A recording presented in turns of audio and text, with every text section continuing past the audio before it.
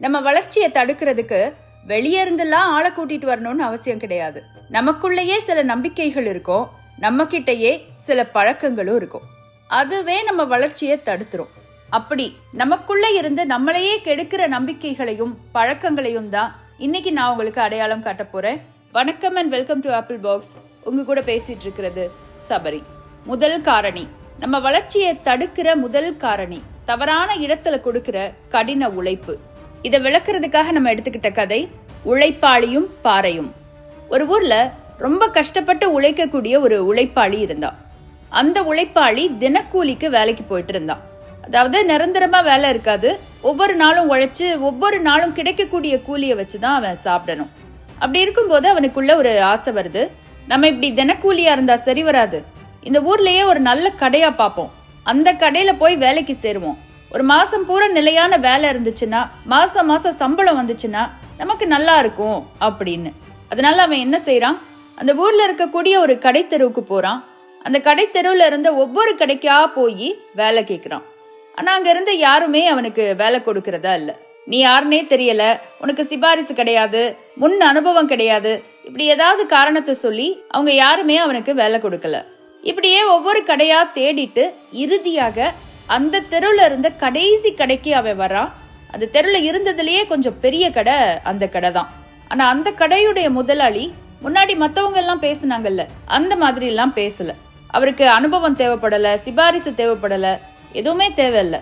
உனக்கு வேலை பார்க்க தெரியுமா, நீ ஒழுங்கா வேலை பார்ப்பியா அப்படின்னு மட்டும் அந்த உழைப்பாளி கிட்ட கேட்டாரு அந்த கடையோட முதலாளி.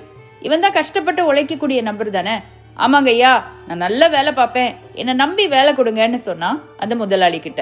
அவரும் சரின்னு சொன்னாரு. இதோ இன்னைக்கே வேலை தரேன், நம்ம கடைக்கு முன்னாடி ஒரு பாறை இருக்கு பாரு, வர்றவங்க போறவங்களை எல்லாம் தடுக்கிற மாதிரி, அந்த பாறைய நம்ம கடையில இருந்து நகட்டி இது தாப்புல இருக்கிற குப்பை தொட்டிக்கு பக்கத்துல வைக்கிறது தான் உன்னோட முதல் வேலை அப்படின்னு. உழைப்பாளிக்கு ரொம்ப சந்தோஷமா போச்சு.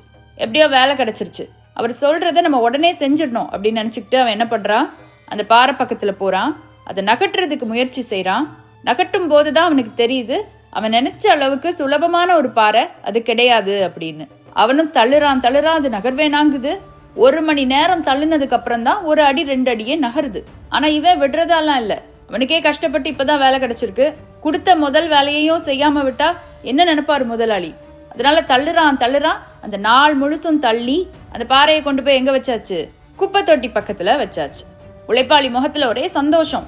ஓடி வந்தான், முதலாளி கிட்ட சொன்னான், முதலாளி நீங்க கொடுத்த வேலையை நான் முடிச்சிட்டேன், எனக்கு கொடுக்கப்பட்ட முதல் வேலையை எவ்வளவு முடியுமோ அவ்வளவு கஷ்டப்பட்டு நான் முடிச்சிட்டேன் அப்படின்னு.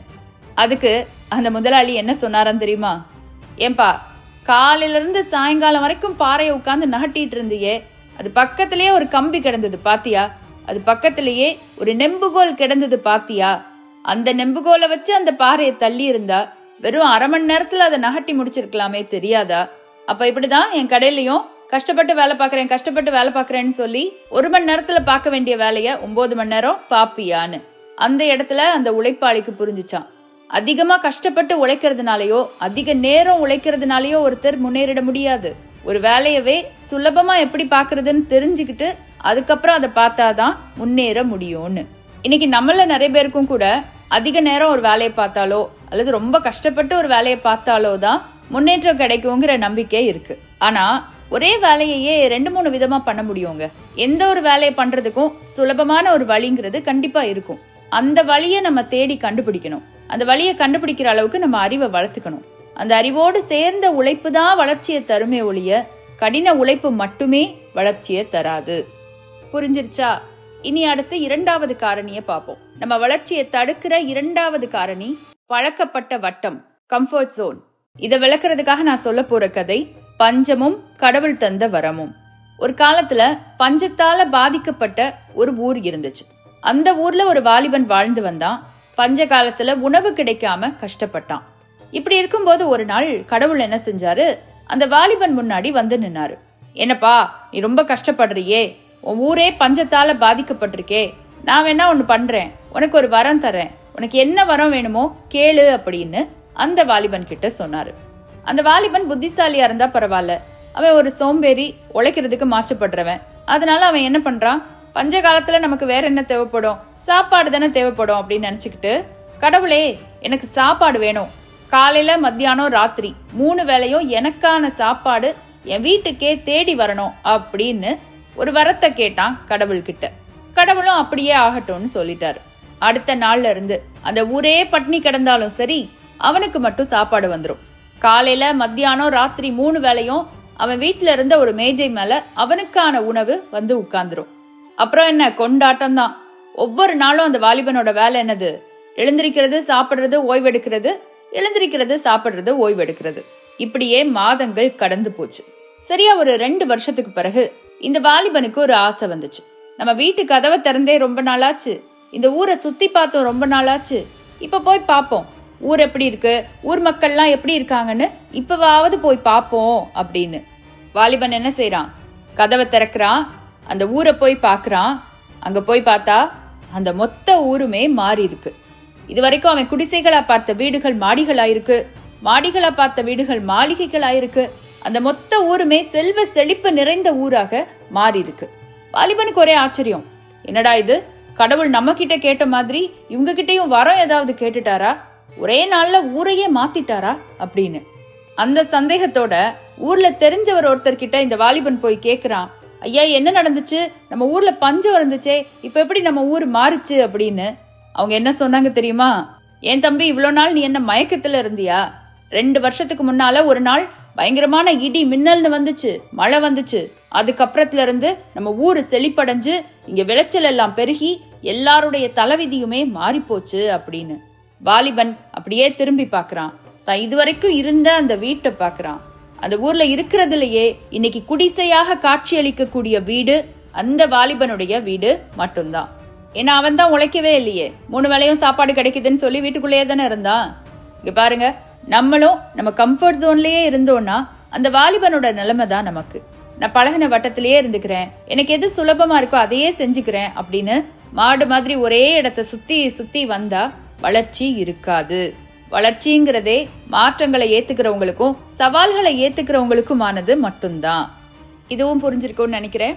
இனி 3வது காரணி, நம்ம வளர்ச்சியை தடுக்கிற 3வது காரணி, தேவையில்லாத காரியங்களில் கவனம் செலுத்துதல்.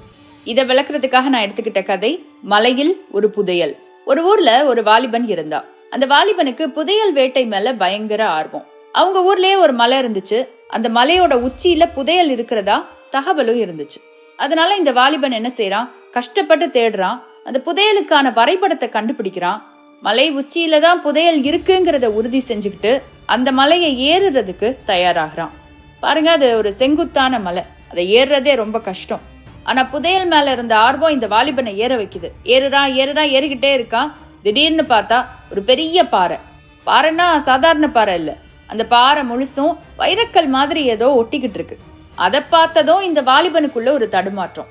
நம்ம புதையல் தேடிதான் போறோம், ஆனா போற இடத்துல புதையல் இருக்குமோ இருக்காதோ யாருக்கு தெரியும். இந்த பாறையிலயோ வைரக்கல் மாதிரி ஏதோ ஒட்டிட்டு இருக்கு.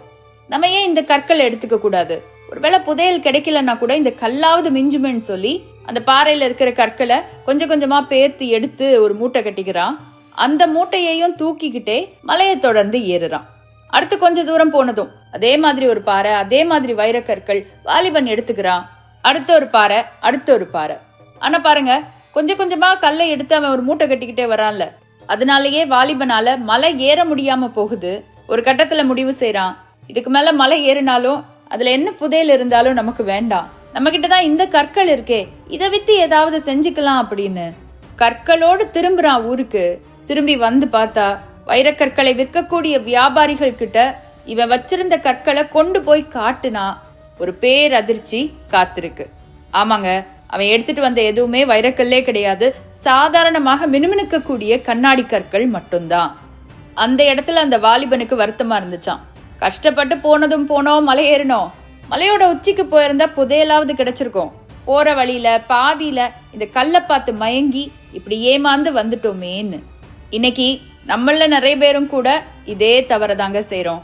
நம்ம ஒவ்வொருத்தருக்கும் ஒரு குறிக்கோள் இருக்கும். அந்த குறிக்கோளை அடையிறதுக்கான வழியும் நமக்கு தெரியும். ஆனா ஏதோ ஒண்ணு வழியில நம்ம பார்க்கக்கூடிய பளபளப்பான ஏதோ ஒண்ணு ஒழுங்கான குறிக்கோளை அடைய விடாம நம்மள தடுத்துக்கிட்டே இருக்கும். தயவு செஞ்சு கவனமா இருங்க. கண்ணை பறிக்கக்கூடிய பளபளப்பான கண்ணாடி கற்கள் கிட்ட எப்பவுமே கவனமா இருங்க. கவனம் செதறுனா வளர்ச்சி செதறும், கவனம் இருந்தா வளர்ச்சியும் இருக்கும். இதுவும் புரிஞ்சிருக்கும்னு நினைக்கிறேன். இந்த வருடத்துடைய தொடக்கத்திலேயே இந்த 3ஐயும் உங்களுக்கு அடையாளம் காட்டணும்னு நினைச்சேன். இந்த காணொளி மூலம் அதுக்கு வாய்ப்பு கிடைச்சிருக்கு, காட்டியாச்சு. 1, தேவையில்லாத இடத்துல கடின உழைப்பை கொடுக்காதீங்க. எளிமையான வழி ஏதாவது கண்டிப்பா இருக்கும், அதை முதல்ல தேடுங்க. 2, ஒரு குறிப்பிட்ட இடத்துல பழகிய வட்டத்துல இருக்கிறது உங்களுக்கு எப்பவுமே சுகமா தான் இருக்கும். ஆனா அந்த சுகத்துக்கு ஒருபோதும் அடிமையாகாதீங்க. 3, அங்கங்க பளபளப்பா தெரியுற எல்லாமே உங்க கண்ணை திருடதான் செய்யும், உங்க கவனத்தையும் சேர்த்தே திருடும். ஆனாலும் ஜாக்கிரதையா இருங்க, உங்க கவனம் தான் உங்க எல்லாமே. அடிச்சு சொல்றேங்க, இந்த 3ஐயும் இந்த வருஷம் ஞாபகம் வச்சுக்கோங்களேன். அடுத்த வருடத்துல நிச்சயமா உங்க வாழ்க்கை ஒரு படியாவது முன்னேறி இருக்கும்.